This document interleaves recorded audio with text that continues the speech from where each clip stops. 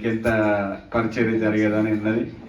అయితే మరి దేవుని నిర్ణయం అది, కాబట్టి మనం అందరం దానికి తల వంచాల్సిందే.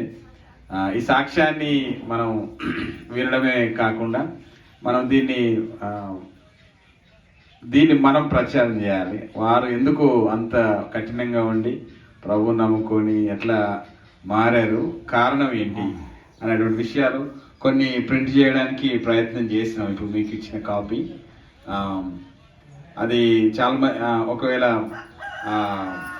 సాక్ష్యం ఆడియో ఉంది, అది కూడా ఒకవేళ మనం వినిపించవచ్చు. మరి దీన్ని బట్టి మనం అనేకులను ప్రభు దగ్గరికి తీసుకురావడానికి అవకాశంగా దీన్ని వాడుకోవచ్చు. వారి సాక్ష్యాన్ని కూడా వీలైతే అక్క చెప్పినట్టు బుక్లెట్ చేసడానికి కూడా ఆలోచన చేస్తున్నాం. మరి అందరూ కూడా మీ సాక్ష్యాలు ప్రింట్లో పెట్టాలి.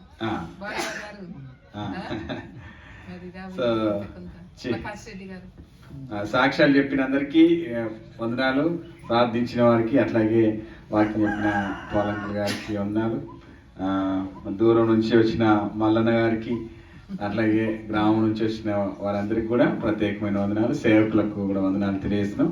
ఇది అయిపోయిన తర్వాత లంచ్ ఉంది, అందరూ లంచ్ కొరకు మీరు చేయాలని. లేట్ అయిపోయింది కనుక ప్రార్థన ఆశీర్వాదంతో ముగించుకుందాం. అంకుల్ పాల్ గారు వచ్చి ప్రేయర్ అండ్ బెనిడిక్షన్.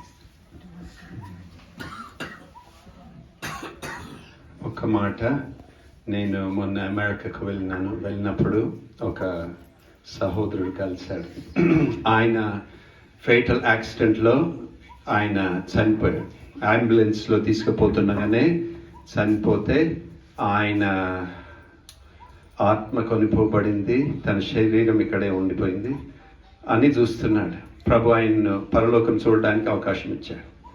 తర్వాత అంటే ఇది రక్షింపబడిన వారికి స్థలం అని యేసుప్రభు చెప్పాడు. మరి యేసుప్రభు అని ఎట్లా తెలుసు? ముఖం కనబడతలేదు, అంత వెలుగున్నది, కానీ తన చేతిలో ముద్రలు ఉన్నాయి.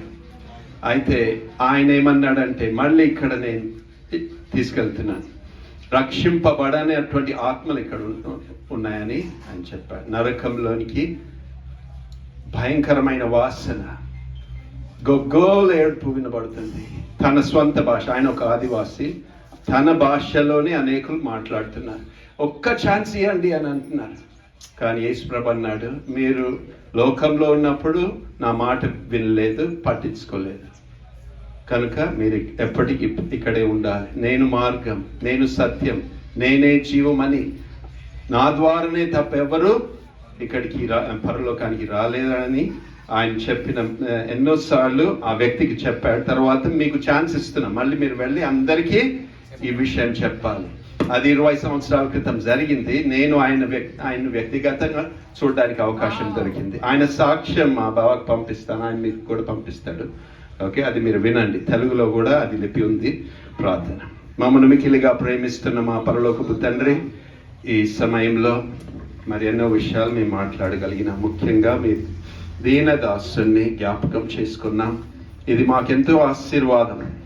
ఎందుకంటే మరి సంతోషించు వారి ఇంటికి పోవడం కంటే దుఃఖించు వారి ఇంటికి పోవడం మేలని వాక్యం చెప్తుంది కనుక తండ్రి, ఎందుకంటే మాకు ఇది మా మనస్సుకు బుద్ధి తెస్తుంది అనే సత్యాన్ని మీ వాక్యంలో మేము చూస్తున్నాం. ఆ రీతిగా మాకు జ్ఞాన హృదయం కలగజేయండి. మా దినములు మేము లెక్కించుకొని నీ రాకడ కొరకు, మా మరణం కొరకు మేము సిద్ధపడు వారిగా ఉన్నట్లుగా చేరువచ్చిన ప్రతి బిడ్డను దీవించి ఆశీర్వదించమని. మరి మామయ్య ఆయన ఒక విత్తనంగా భూమిలో పడ్డ, అది 100 వేయంతలుగా ఫలమిచ్చినందుకు నీకు వందనాలు చెల్లిస్తూ, ఇంకా అది ఇంకెంతో వృద్ధి చెందించమని సహాయం చేయమని, కుటుంబాన్ని, సంఘ బిడ్డలను, గ్రామ ప్రజలందరినీ దీవించమని యేసు నామమున ప్రార్థిస్తున్నాము తండ్రి, ఆమేన్.